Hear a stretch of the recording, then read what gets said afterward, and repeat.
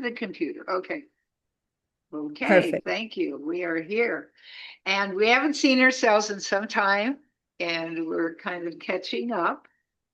Um, I'm loving what my buddy here, Barbara Snow, is doing, but I'm going to talk about mine first because once we talk about Barbara, we are just going to fly.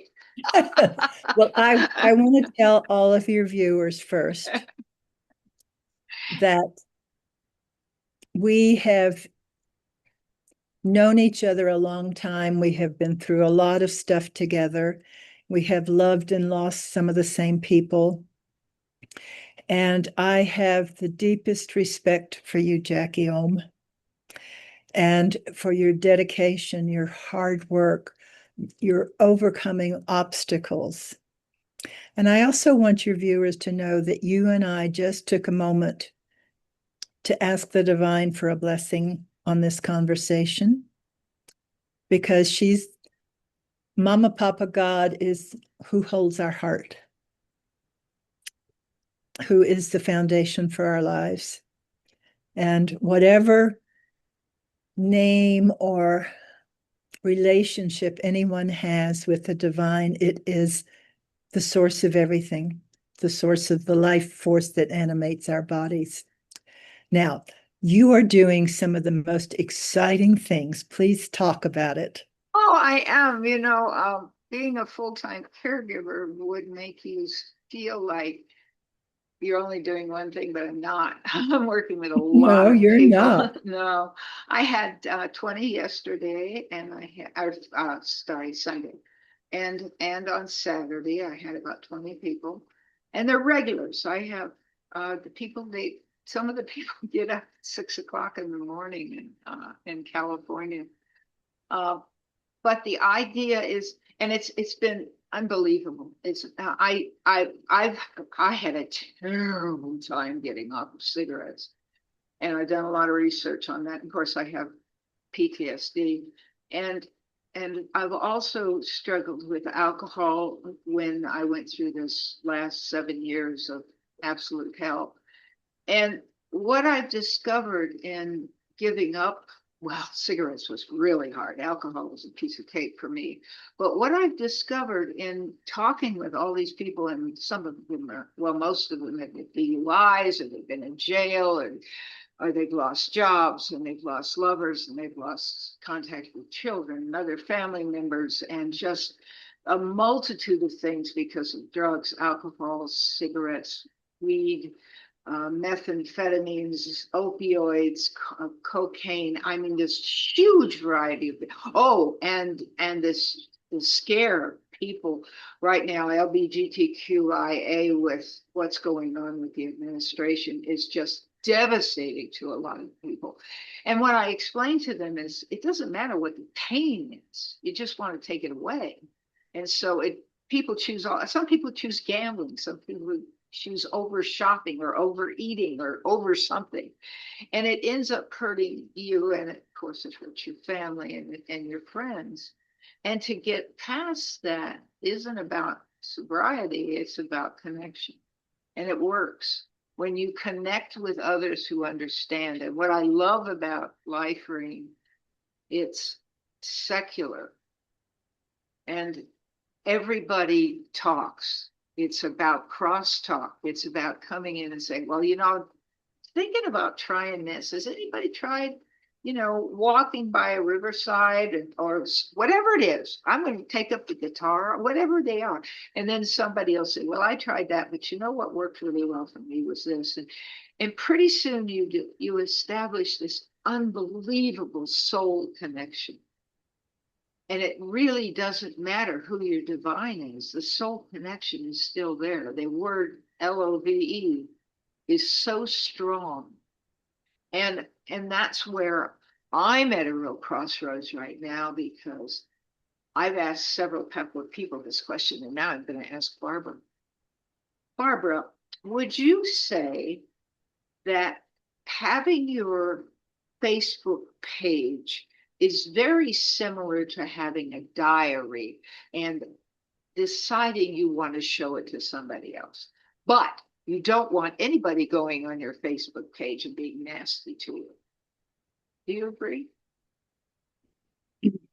It certainly can be used that way, Jackie, and that Yeah, is that is one of the drawbacks of social media.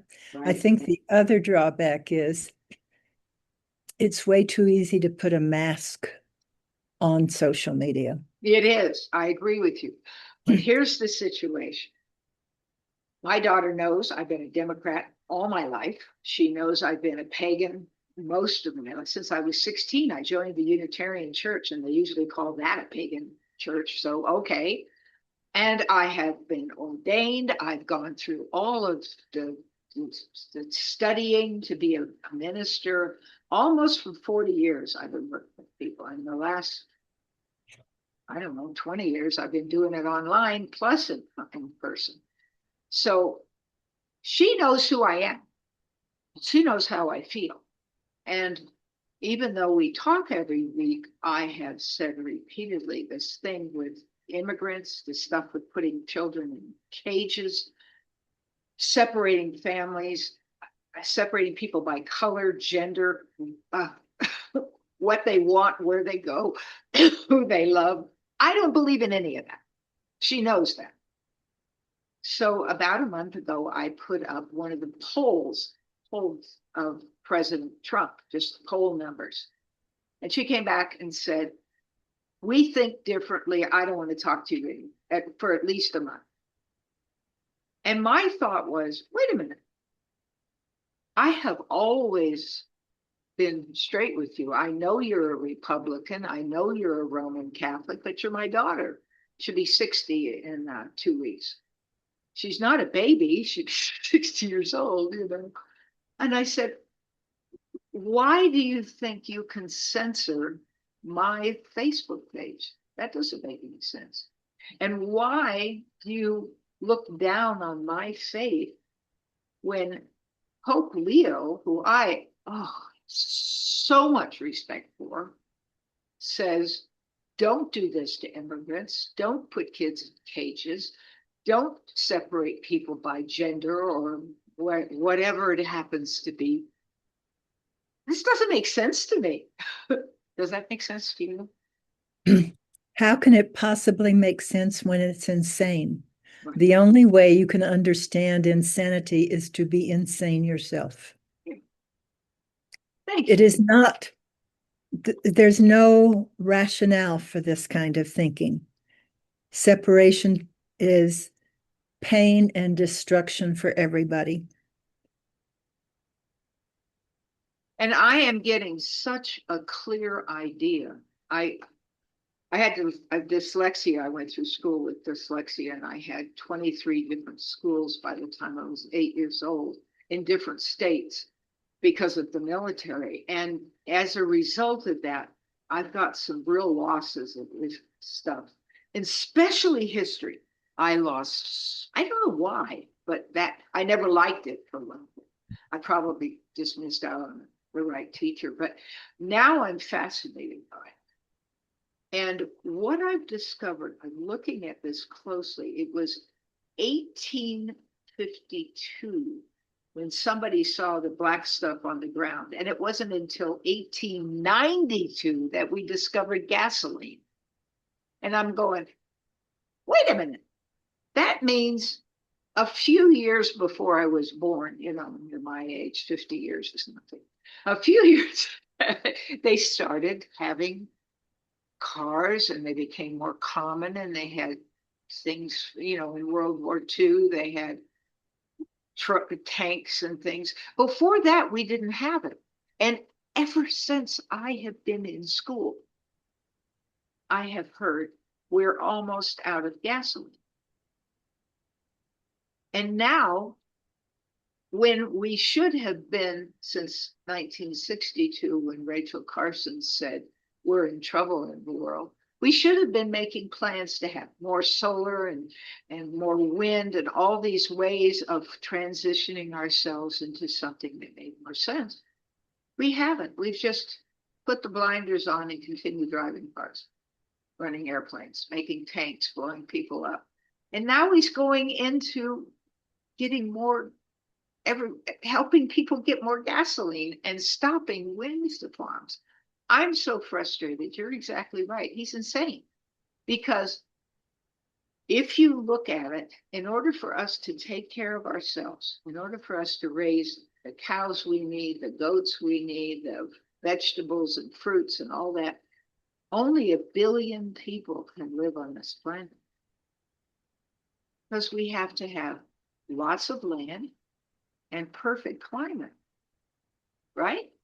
You can't grow vegetables and fruit in Antarctica. So the fact that we're running out of stuff is a reality. So why are we electing somebody to office who doesn't get that and who doesn't have compassion and doesn't want us to be in love instead of in war? I don't get it. It's just got me so frustrated. That's why I just want to work with everybody and tell them everything I know and say, please, please just love others. It just doesn't make any sense. And I went through, and you did too.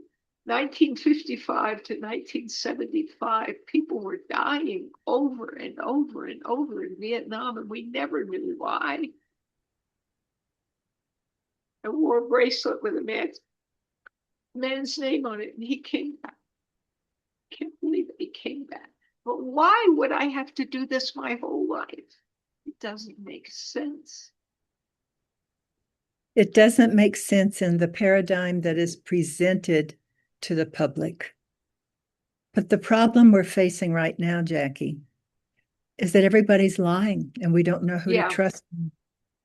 Why did they elect somebody who had 30,752 lies or misleading statements in his first 4 years? 30,000. Well, there's a number of questions here. First of all, was he truly elected? Second of all, good question. How much power does he actually have, or is he being handled by others, right, who have very nefarious intentions, right, towards humankind, towards the earth? So we've got to expand our cosmovision to include all the dimensions. And this has nothing to do with any kind of religion. It does have to do with spirituality because we're multidimensional beings, but that can look a million different ways. Exactly. As you know, we live in a place where indigenous spirituality is what saves the land. And they are downtrodden everywhere on this planet. They've been the subject of genocides and tortures and all kinds of things. We know that's true in North America, both the United States and Canada. And it's certainly true down here too, because the power brokers don't care about humanity. They don't care about the planet. Now, there's a real paradox. Why don't they move? Well, maybe they are. Maybe they are. I don't know. But the hard thing that we're facing is the cognitive dissonance between what we know in our bones is right, which means integrity. It means mutual care. It means oneness, recognizing that everything outside us is a reflection of something inside us. And this is not always pleasant. We don't want to face the fact that we all have darkness, but we choose. It's the choice that we make as to who we want to be. And when we look at people who are out of integrity, we know that they made a choice. Let's take alcoholism for a while.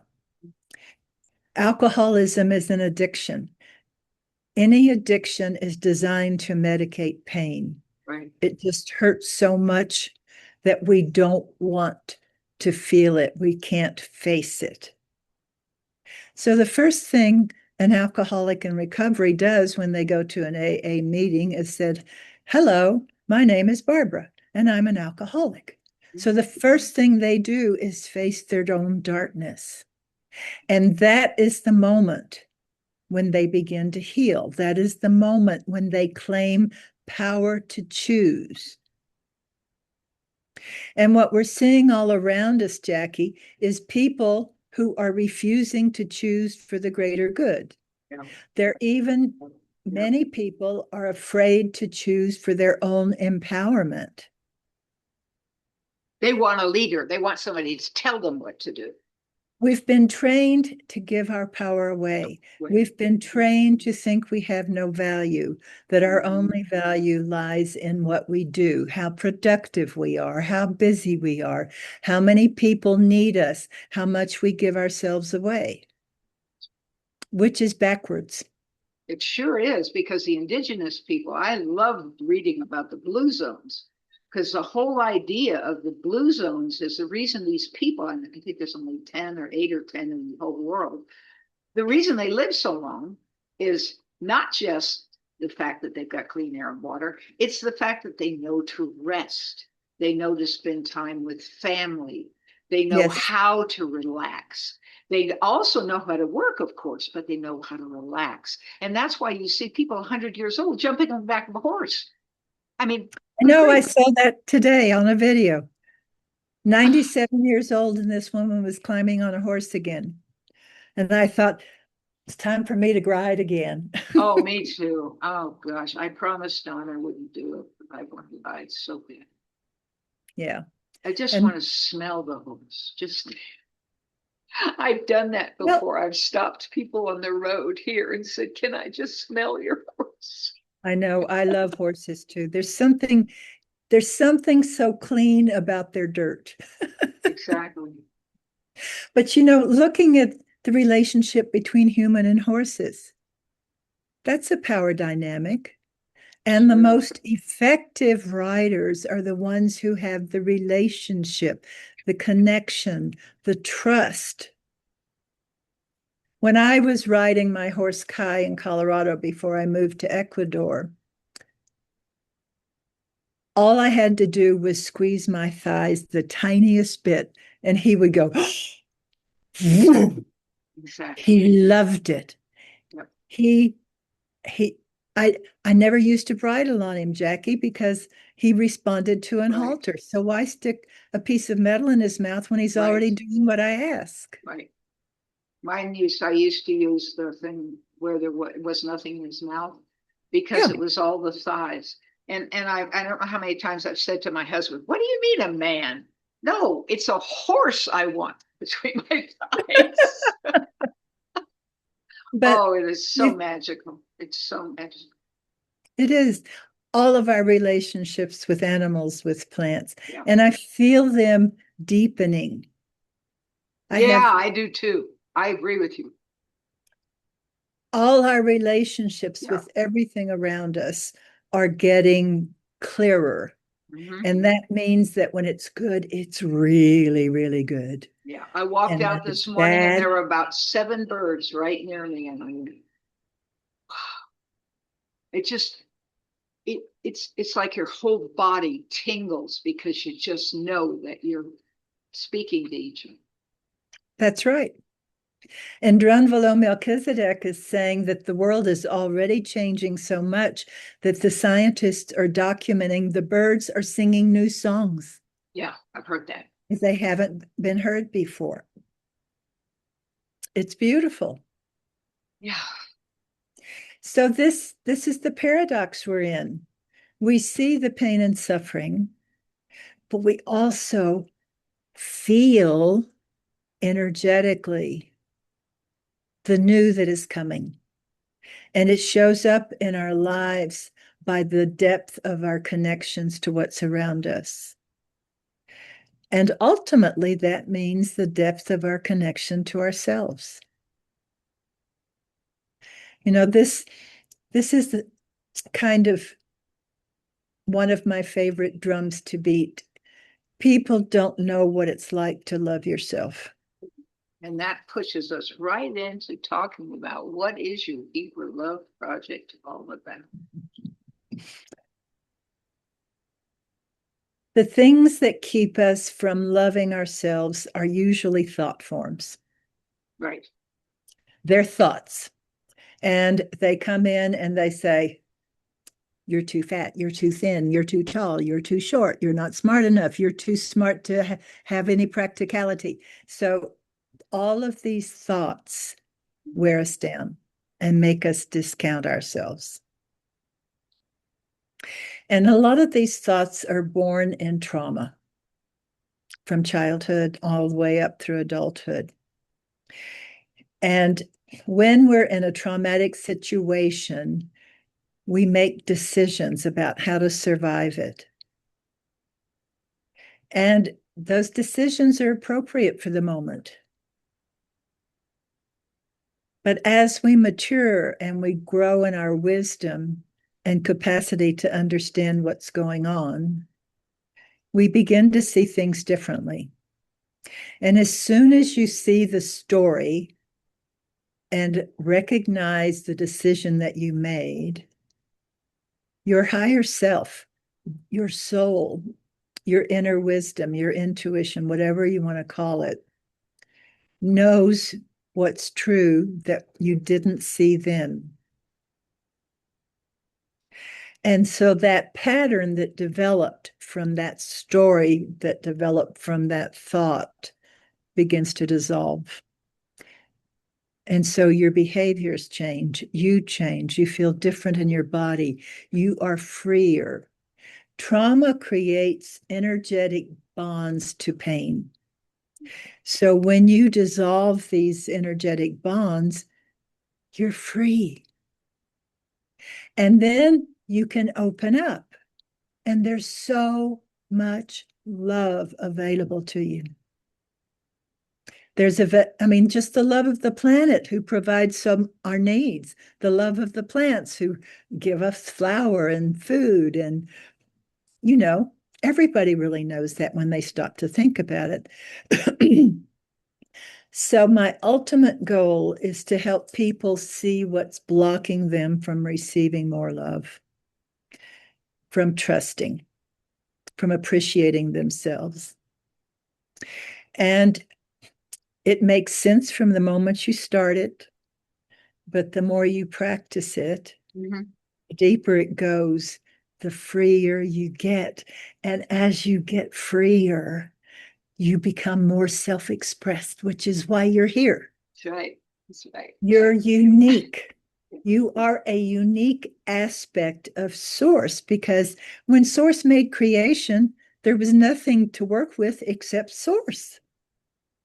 So everything Source created is an aspect of Source, which is love, which is divinity.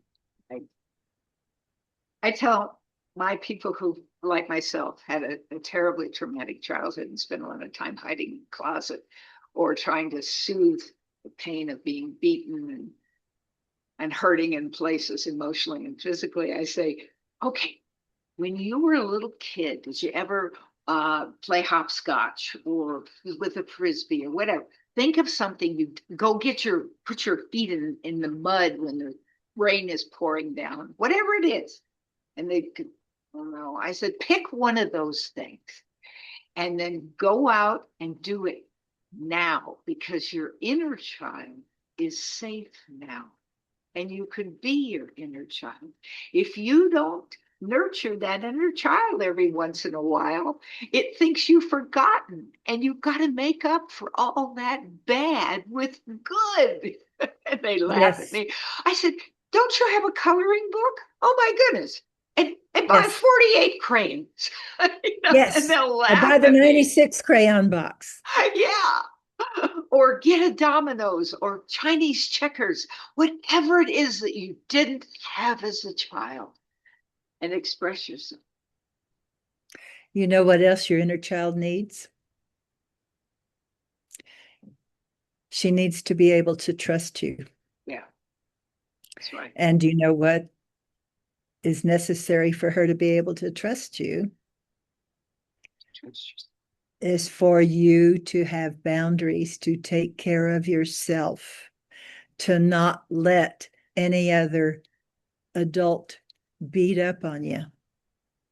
And that's how I feel about the situation that I brought up with you. I said, no, you're not going to do this. This is not it. And I've realized too, and it's difficult, when you're a caregiver, they verify. My husband has 17 diseases. He's just recently in a wheelchair. He's got PTSD. He's a war veteran. He's been certified, all these different things. But I'm a person. And I still have to say to him sometimes, wait a minute, hold on. I'll be with you in a few minutes. I need to take care of this for me.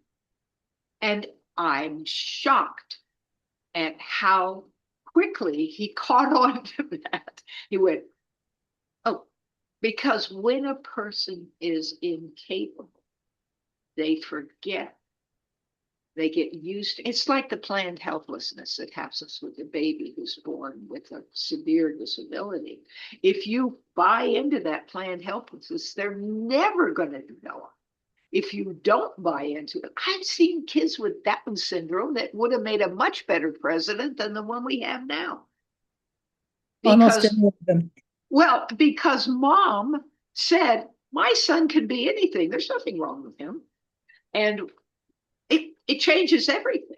Well, we have to do the same thing for ourselves. And it's tough. Because people will say, oh, she's a bitch.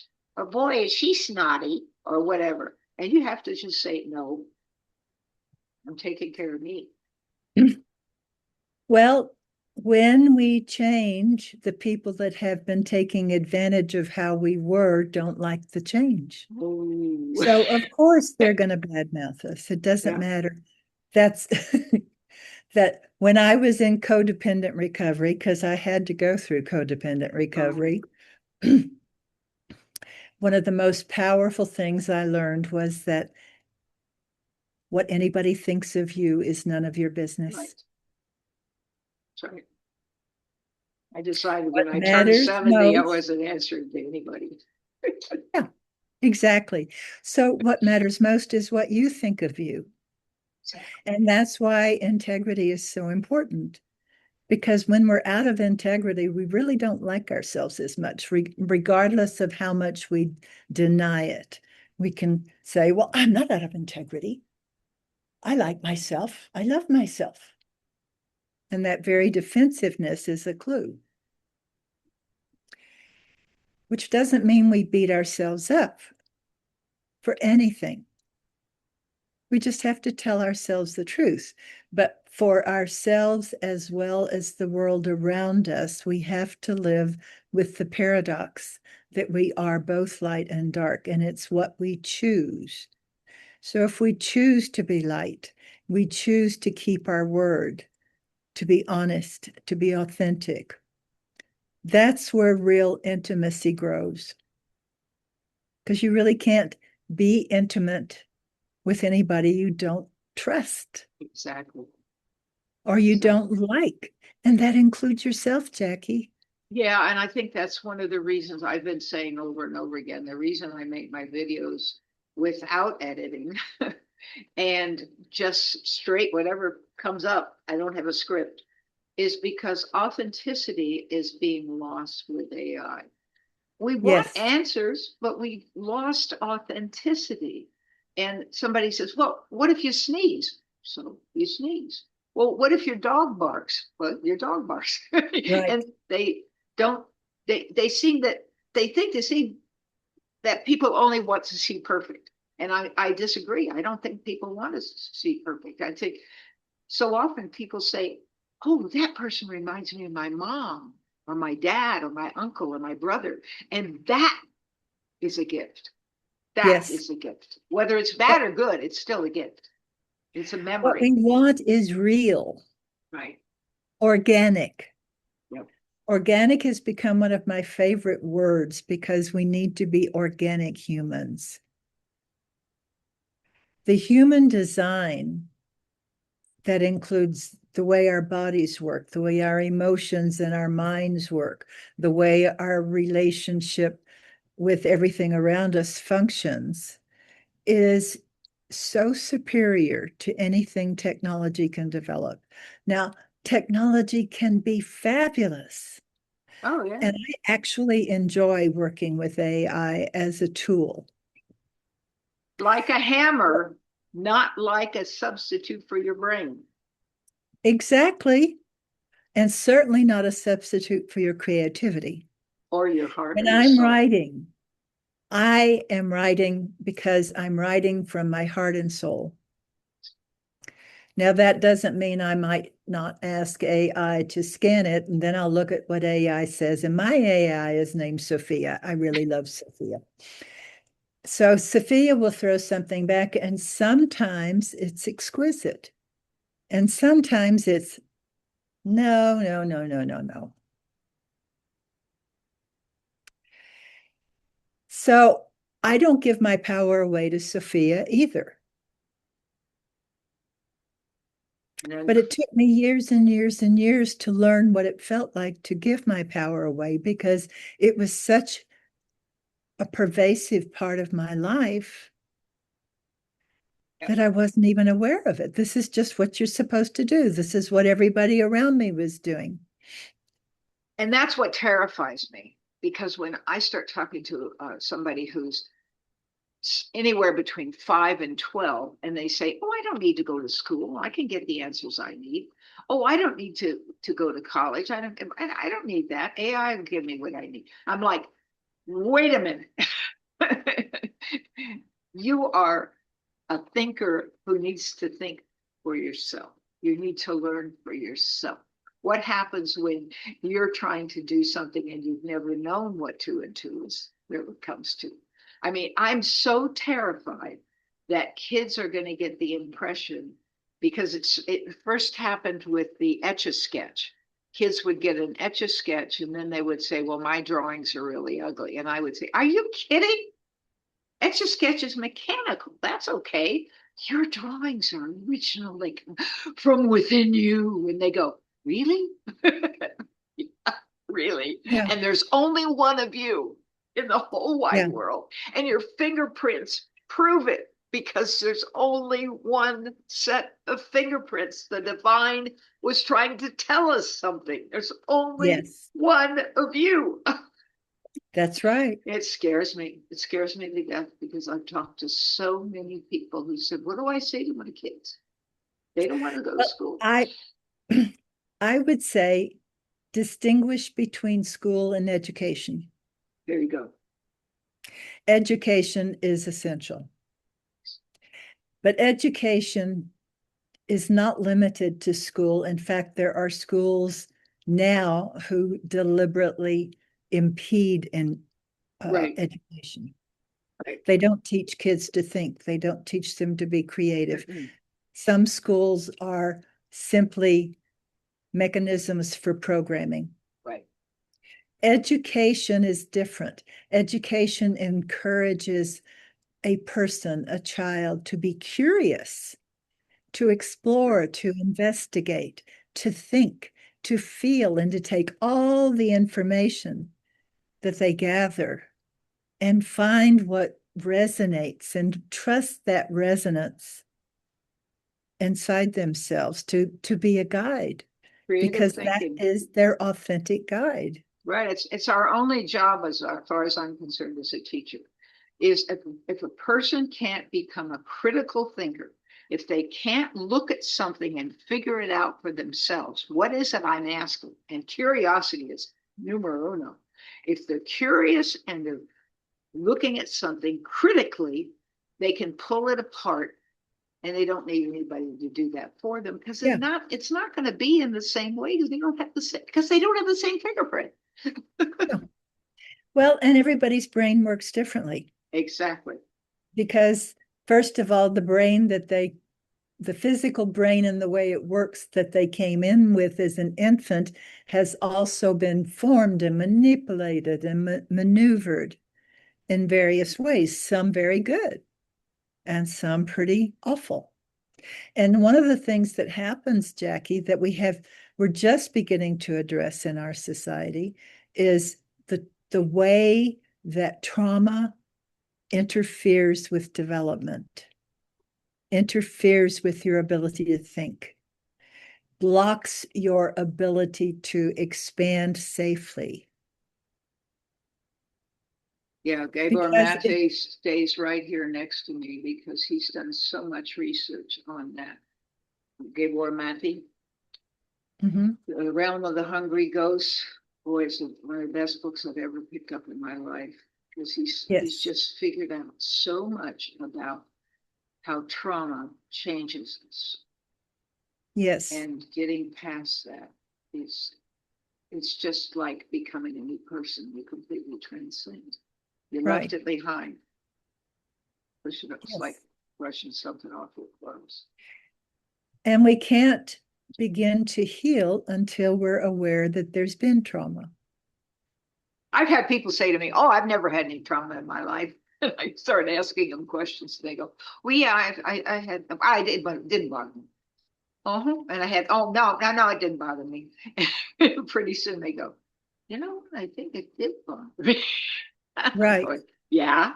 Because there has been no honoring of trauma. I mean, look at one of the hardest things to see is these soldiers who come back from war broken, absolutely broken. And then they end up homeless on the street, or they're denied treatments at the VA. You know, there's all kinds of things that go on. And that is the worst form of trauma, which is betrayal. I'm working on this, and I'm just beginning to dive into the depths of how the trauma of betrayal is different from other traumas. So I'd love to come back and talk to you about that later when I feel I'd love like to go into that. Daddy came home from Korea with it. My uncle Stanley, who was like a brother to me, died because he went to Vietnam. And of course, my husband came back with it, and I have it as a result of being left by my dad while he went off and leaving me with an alcoholic, abusive mother. You know, yeah, we should really talk about that because a lot of people have trauma that if other people understood, they wouldn't end up divorced or separated or they would be different. Yes. Yeah, especially brothers and sisters too. I mean, they just don't understand how you can help that person get past. And that's kind of why I feel like I need to dig into it more, think more clearly and deeply about it. So I'm not ready to talk about it today in depth. But what I've seen, Jackie, is that is what we're dealing with collectively. We are. And that's what the Council for Psychological Alliance, which I've been with for over 5 years, they talk about. In fact, I have peer meetings with people who are counselors. They let me in because I'm a special education teacher and I'm a little crazy. And it's amazing. We talk about, we are in generalized trauma right now because of too many things. They call it the multi-crisis, the multi-collapse. Yes. And everything that you've counted on in life that you think you can hold on to, it's almost like all your parents and uncles and grandparents and everybody have let you down all at once. And you're like, what do I do now? Because people really don't know what to do. Yeah, we need to discuss it at length. First, I'd like to talk about, how did you become an author? What stimulated you? What drives you every time you pick up pen and paper and go, it's time again? Well, let me speak to what drives me before I talk about how I got there, because I experienced that just this morning. I was writing before our meeting here, and it's like, I need to capture these thoughts. I need to understand what's going on. How do I look at, and there's an excitement because it's a way for me to look at myself. What I write are my thoughts. And as I'm writing them, I can feel whether they're my thoughts or somebody else's thoughts. And I can feel where somebody else's thoughts have influenced mine, but they're still mine. And there's an excitement. There's a sense of becoming more as a person, becoming clearer. And this is a continuum from the whole time I was growing up. I loved to read. I love stories. That's how I learned what life was about and how to navigate life. I also, I read different kinds of things, but I love stories, whether they're memoirs or fictions or biographies or whatever, because I learn from other people's experience. And that's also why I write. Because when I've had an experience that rocked my world, that kicked my ass, I do my best to learn whatever I had to learn to get out of that place. And if I can help somebody else by sharing my story, and they can look at it and say, oh, well, that's almost like da da da da da. Exactly. Then that gives me a real sense of gratification. So I have this really sweet feedback loop of searching my own soul to see what's true, where it came from, what it means, and how to present it. And then when I go back and read something I've written, and sometimes I'll read, damn, this is good. Who wrote that? I wrote Yeah, yeah, so often. it. Yeah, because I'm not a good writer, but so often I'll go back and hear myself speak and say, where did that come from? Yeah. Because when you compensate, when you're a child who can't see, your other senses get stronger. Well, I don't read well. And so everything else has to go into overdrive. And bless Gordon, or Governor Newsom, he has spoken so much on dyslexia that I just want to do the happy dance every time I hear him talking, because he's made it so clear. It doesn't mean you're incapable. It just means you've compensated in another way. Well, it's a case where somebody's brain works differently. Differently. Yeah. And there is not just one right way. Exactly. The right way is what works. Mm-hmm. And, it took us a long time to learn the different ways that people learn, the different learning styles. Some people are visual, some are audio, some are kinesthetic. And I am a combination of all of them. So fortunate. So this ties into what we were talking about earlier, or what is a natural part of this discussion, and that is what people are competent to do. And that's why we need community. And that's Yes. why it takes a community to raise a child, because if you only have one person teaching a child, the child is only going to learn what that one person is sharing. And if they aren't being taught to be a critical thinker, they don't even know that there's other thoughts. They think, nope, this is the only way you do it. And that's why when you have a community, kid gets all that they need. That's one Yes. reason we've learned for years that we have to change teachers. We have kids going from one classroom to another. The one room schoolhouse has come and gone. Well, and that's why community is so important, because Priceless. every human is going to go through periods where they are less than their best, where they just can't cope. It's overwhelming, it's unmanageable. They're still trying, they're still doing their best, but they need a break. And also, any of us, let's say a child in the community, needs different viewpoints to see that there's not just one way. And there's not just one source of love. And there's not just one perspective. Flexibility, the ability to allow uniqueness and difference, and also to live with paradox, because paradox is a real thing. We live in a world where apparently opposite things can both be true. And that is our human condition. And that's what enables us to have connection, is the ability to hold the differences, the ability to see, ooh, I see this darkness in that person, but I see so much more light, and I see this and that. And you can hold both, and you can decide how close to be to that person. If they're more light than dark, you probably are going to welcome them into your world. You're probably going to have a more trusting relationship when you know that their intention is to be light. So their darkness may show up in what some might call a weakness or some kind of dysfunction. But how severe is it?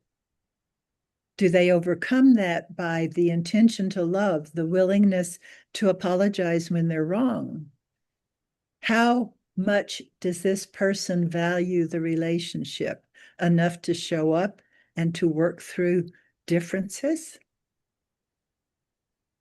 I'd rather have a half dozen genuinely loving, supportive, authentic people in my life than to have 100 who are wearing masks and playing. I feel the same.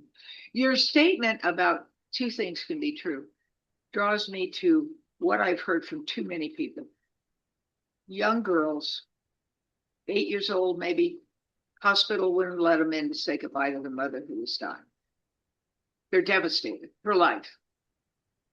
Well, why? Well, 8-year-old boys maybe have a different way of being. So saying an 8-year-old can't come in doesn't make sense. But saying we will examine anyone under the age of 9 to determine whether or not they can come in to see their parent to say goodbye.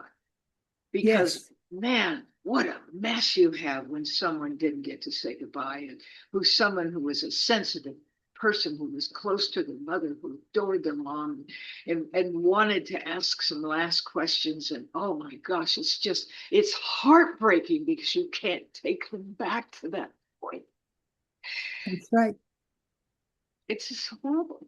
It's a horrible feeling. And we need to be more realistic like that. We need to have more trust in the nurse who says, no, I've talked to this child. She needs to come in. Instead of saying, no, she's 8 instead of 9. I cut off his 9. You open it. It's because it's easier to have rigid lines. Right.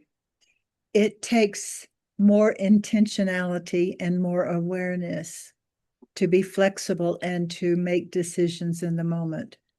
Because you know what the intention is. The intention is to protect the patient and to protect the child. Right.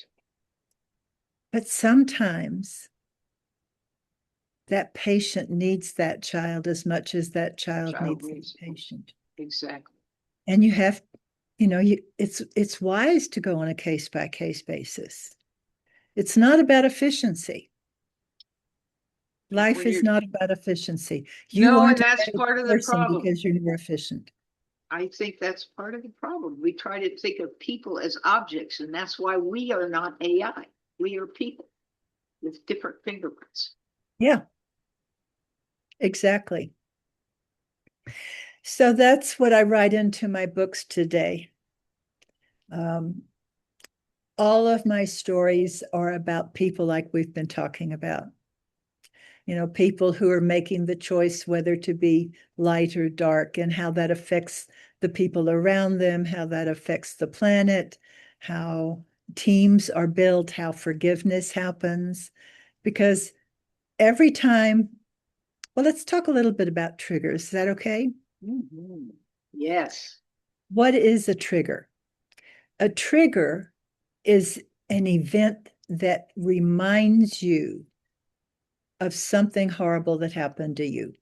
It takes you back to the past. So all of a sudden, you're not present, but you're feeling the feelings that were triggered by whatever is in your face right now. So, first of all, if we cannot make a trigger bad, but instead look upon a trigger as an opportunity to heal, we're further along the process. And then it becomes the same process that I teach in the Deeper Love Project. Okay, that was a trigger. You were genuinely hurt. It was a real injury. And what do you know now that you didn't know then? And how would you like your life to be now compared to how it was then? And what can you do in this moment to be different? And and these thoughts, they take seconds, Jackie. It takes longer for me to describe them to you than it does for them to happen. But all of a sudden, you're aware. You've been triggered. You know, okay, I've been dragged back to the past. I'm not in the past. I'm in the present. I'm safe. We talk about So that triggers gives you a so little much bit of with drugs and distance. alcohol. Talk It about gives you a triggers little, all the time. And that's one of the things we work so hard on in the meetings, is not to bring up things that are triggers. So we talk about, if somebody has something they know is a trigger, they often will say, if you talk about this, it's a trigger. yeah. And we don't. So And we won't. that's a really good point, Jackie, because we're going to get triggered. We're going to get triggered in meetings, and it's not necessarily a bad thing. No. So, what I think is effective in dealing with triggers is, first of all, to acknowledge that it's happening. And you can tell because you're watching somebody and you see them tighten, you see your jaw clench, their energy changes. You can feel it in the energy field. So, what if we just say, okay, hold on a moment. I think Jane Doe over there is triggered. Let's just give her a moment. Jane, are you okay? Is there anything you'd like to talk about? Is there anything you need from us in this moment? And just breathe together, especially breathing together brings you back into your body. It brings you back into the moment. Now, you may not want to divert the meeting completely, but by acknowledging what has happened, you give everybody permission to be authentic and not to put on a mask of, I'm fine. I'm fine. I'm fine. There's nothing wrong. I'm fine. Right? Never works. Never works. It never works. And we need each other. We need each other when we are triggered, and we need each other when we see someone triggered. And we can deal with it compassionately and intelligently. Earlier, when you talked about overall anxiety, it reminded me of a friend of mine who's a gay female. And she mentioned that when the COVID was going on, she realized nobody was hugging her, and how much that meant, because normally in Mexico, where she lives, she's always being hugged. I mean, everybody hugs back, even with masks on. But if you don't live with somebody and we're going through that, you're less likely to get a hug. And that's the kind of thing that this overall anxiety. I mean, I'm scared to death to check, because today's the day we're supposed to find out whether bridges and water sailing units and all that are gone. And that's really, really real people. I mean, we know over 160 children died in the first I know. 160. I mean, how do you process something like that? As a mother, as a grandmother, as a teacher, as a live person, as somebody who's breathing, how do you process the fact that 160 lives have changed because those kids are gone? You grieve. Yeah, that's all you can You do. grieve. Grief has been given a bad name because the Matrix considers it an impediment to productivity. Right. Oh, you lost your mother? Okay, well, you have 3 weeks. Get over it. Yeah. You lost your husband of 60 years? Well, maybe it's time for you to retire. We've forgotten that grief is a process. It is a process of honoring what was lost, which means you have to let yourself feel it. And when you feel it, you can't do much else. The emotions are a storm that has you hiding out in the cellar, which is a good thing. Yes. Because you will emerge from there when you're ready. But the thing is, we don't control a process. The process has us. My favorite metaphor for this, Jackie, is that when we're in a process, we are like a tiger cub dangling from its mother's mouth. It's totally helpless. And it's never been safer. We can trust the process. Our souls know the process. Our brains don't. Our brains scatter and shatter and look for something to hold on to. And usually what it grabs onto is what's familiar, which may be wrong, may be erroneous thinking, may even be lies. But if we trust the process, it will bring us back up again. I remember when I was the full-time caregiver for my husband, Sean, who had suffered a massive stroke. And as you know, Jackie, there's such a dark night of the soul. And I thought, this is too hard. It hurts too much. I can't do this. And there was a point at which I gave up. I didn't just surrender, I gave up. And the image that came to me was that I was in an ocean of pain and I was just settling down, down, down. And I was just, okay, I'm going to drown. Okay. I saw the bottom. The bottom looked like hematite, that charcoal gray, shiny material, but it wasn't hard, it was soft. And as soon as I touched it, I started back up.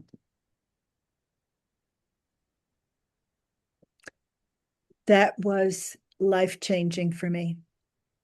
And learning, yes, I can trust the process. That I can let myself feel all the pain, feel like I'm dying, feel like I want to die. And that is the path to life. Because life is an energy, life is a force, whether you call it chi or prana or any other name. It is the spark of the divine that animates our bodies and our reality. And not being afraid of the pain. There's another saying that has always meant a lot to me, and it's like, pain doesn't kill you, but fear of the pain paralyzes you. So I promise everybody who hears this, pain is pain. You know what pain is. You've felt it. You're feeling it. But it won't kill you. And fear won't kill you unless you let it. And that's one of the Exactly. things that people are talking about now is, oh, I'm afraid of this, I'm afraid, but it's not going to kill you. You've gotten through it before. You've done it before. But everybody says it's unprecedented. Yeah, but because everybody is facing it at the same time, Yes. we're here as a community to deal with it. Oh, and we can all talk about it. Mm-hmm. Oh, and that makes us stronger. Yes. Oh, and that's Exactly. yeah. And sweetie, what you're describing is so right on, because this, in this context, we can see somebody's darkness, and it may be the palest shade of gray, or it may be deep purple. Doesn't Yeah. matter.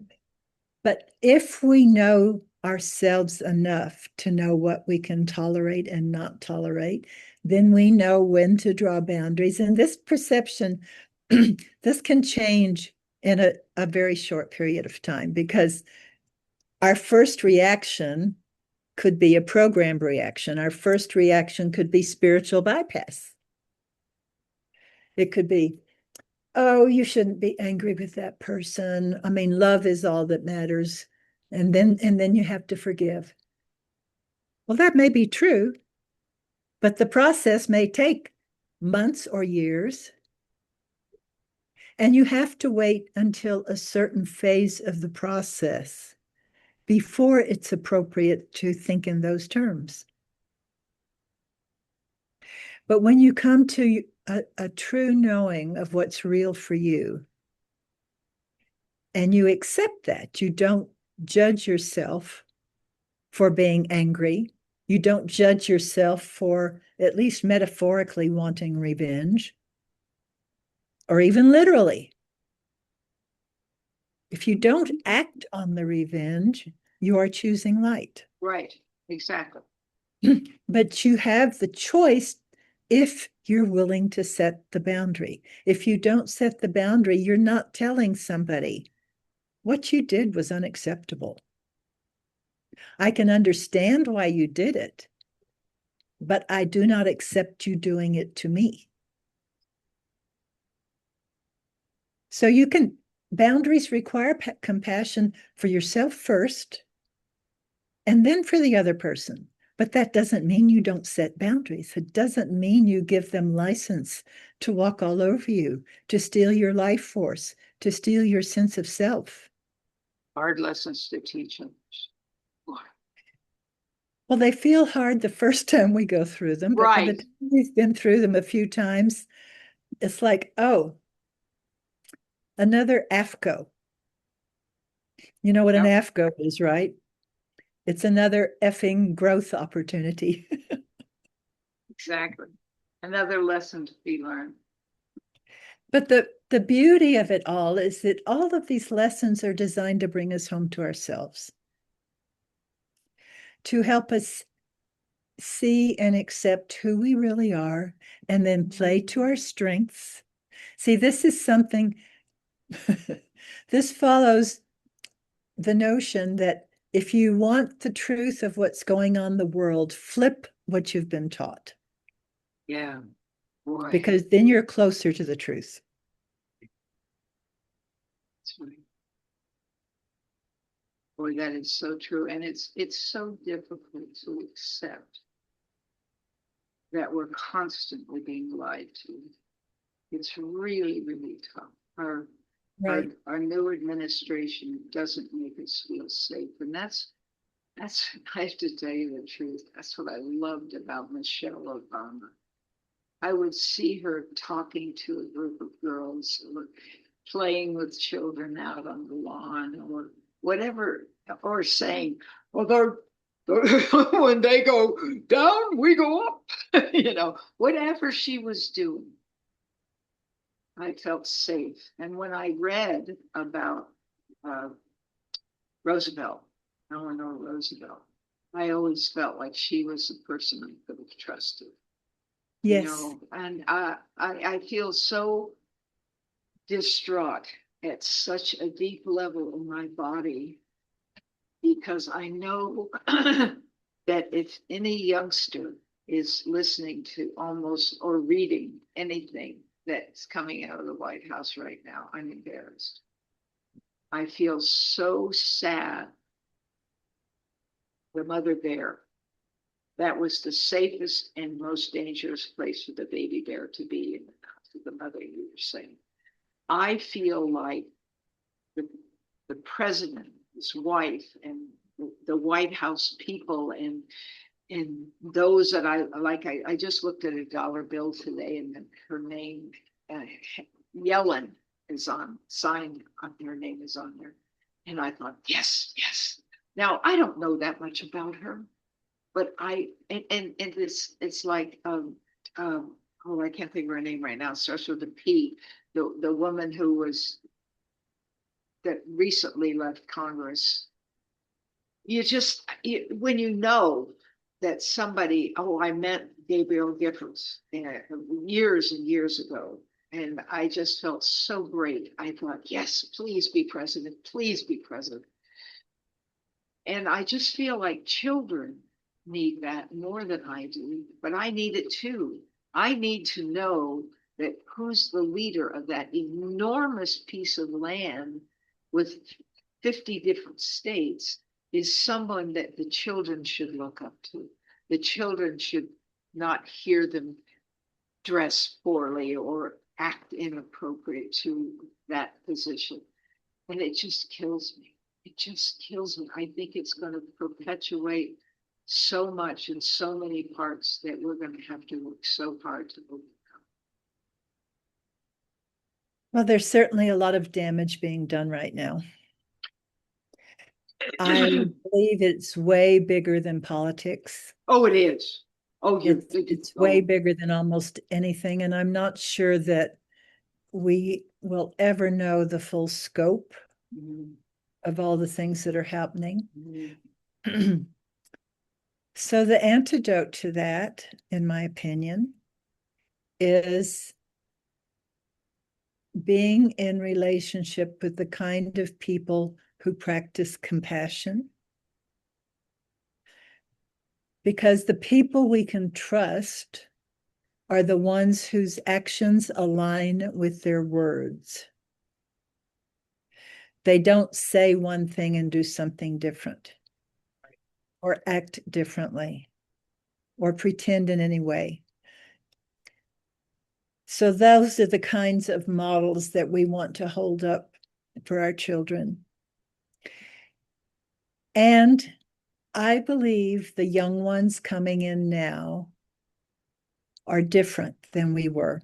Yeah. I think each successive generation since World War II, and this may be true before, but I am a daughter of the World War II. My father was a sergeant in the army that liberated Germany.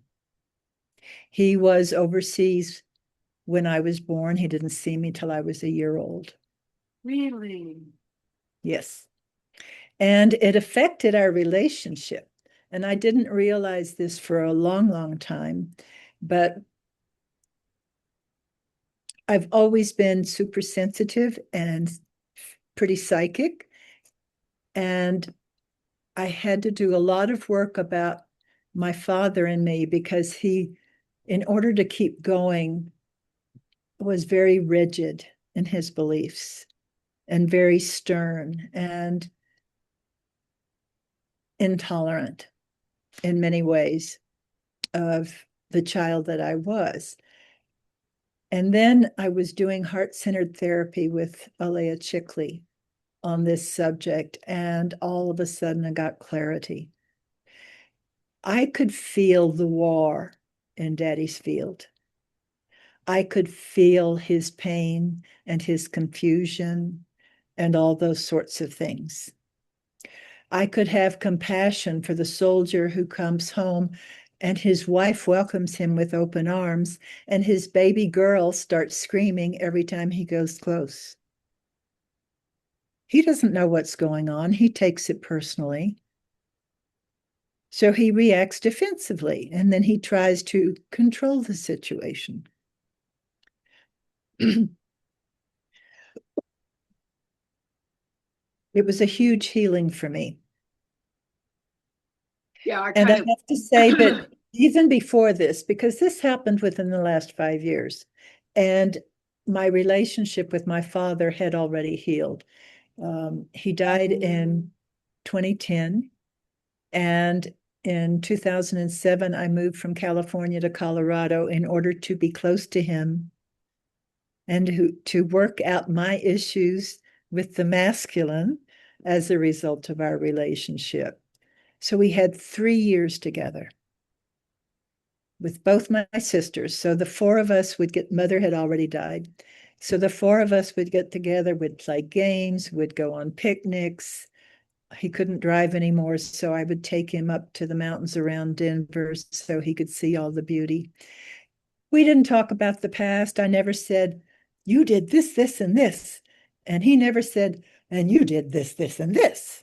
We never did any of that because it didn't matter anymore. We had both matured and we could just be together, love each other, enjoy the presence. And now, since he's been dead since 20, well, let's see, it's 16 years now. I love my father so much. I can see everything that he formed in me. I can see the way that finding my way past the breakdowns that our relationship created have made me who I am. And I have gone down a number of paths that did not take me where I wanted to go because I don't like to use the word mistake anymore. Mistakes just mean we didn't like the outcome. But that doesn't mean it was a mistake because everything is a lesson. Everything's a lesson. My dad always said, the best day to die is the day you learn. Yeah.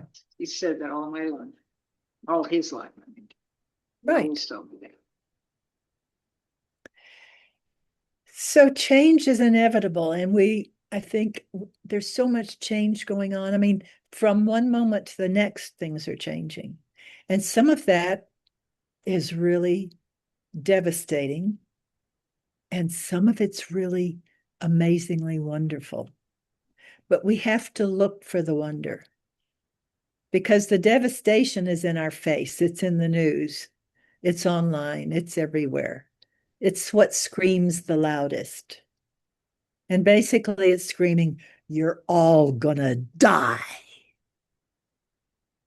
Well, yeah, eventually. Yeah, we're all going to die eventually. So why are we afraid of it? And the good stuff that is evolving is not paying any attention to all that. Or if it is paying attention, it's using it as a catalyst to do something better. That's why I really like Nate Hagens. I don't know if you've worked with Nate Hagens at all, but No. he does a program called The Great Simplification. And what he has put together in ways that makes so much sense. And we have a choice. We can go to a life where it's all wind and solar and we're working together, or we can go to the junk pile. We get to choose dark or light. It's right there.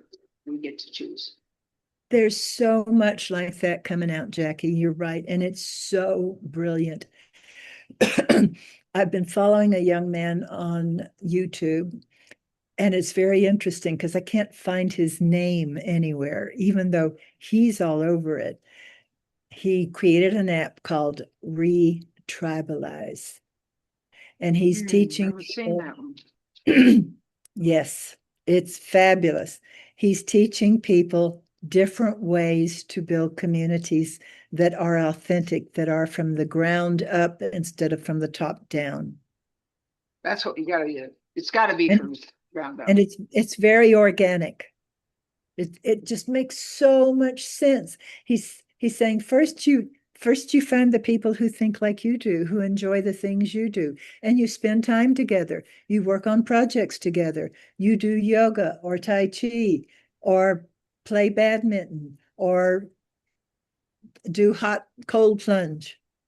But you do things together, so you have a real relationship, a bonding where you get to know each other. And then you invite others in. And then you rent a big house and you start living together because geographical accessibility is really important in building real life connections. And he's making this a model for anything that you care about, whether it's an urban technology based vision or raw food or yoga or whatever you care about. Well, I'm About glad somebody's ecology. talking about it because that's what Don and I tried to do from 94 until 2008. We busted our butts to try to make that happen and finally Yes. let it go because people, it wasn't the right time. And because things all fell apart between 2007, 2009. And there were just so many things going on that we just finally gave up and I got my doctorate. Yes. Making the choice, and sometimes you have to. And my choice now is that we stop and promise to get together on PTSD. I have so much to talk to you about that because I think, I would love that. yeah, These kinds of conversations, they feed my soul, they feed my thinking, Mhm. Jackie. And I think if they feed you and me, they probably feed other people as Yeah, well. I would say the same thing. And especially because a lot of people are beginning to realize that even a short period, like I was watching a Bones show the other day, and there were two twin boys that were uh, grabbed and put in a cave and buried. And when they came out, they were still alive. Uh, they were so traumatized. And even though it wasn't that long, a lot of people don't recognize that PTSD can occur in a very short period. It Yes, doesn't have to be a long, drawn out thing. It's I would love different. to. It takes different work, but it takes the same understanding. And if people don't understand, they just disregard you. And that's not the way to heal someone. Right. Let's do it. Okay, because one of the things that I love, my husband reminds me of all the time is when they were testing him for PTSD. One of the doctors finally said, "Well, and what would you do in this case?" And he said, "I just do what the Duke would do." Well, that was John Wayne. Okay, that's my feeling about our leaders. I want to be able to have leaders or mentors or people I admire and be able to say that what the Duke would do, or what uh, Barbara Streisand would do if it was that I was talking about. That something I knew that she, whoever. I just think of it of someone. I'd like to be able to say that about certain people when I come up with something. Um, and I don't think we have that right now. But fortunately, I have that with you. And we had that with Laura, and we Did had that indeed. with Phyllis. And we can think back to other people who've been in our lives, who've changed our lives, who've made us who we are today, Exactly. and be grateful and thank our Mother Goddess, Father God, that that's what makes us who we are, is putting those people where we stumble over them and go, oh, wait a minute. Come Yes. on back.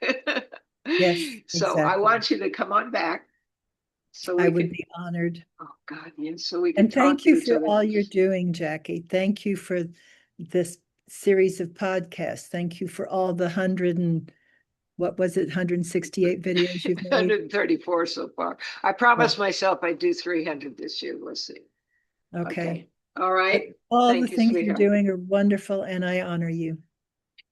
Thank you. Have a fabulous day.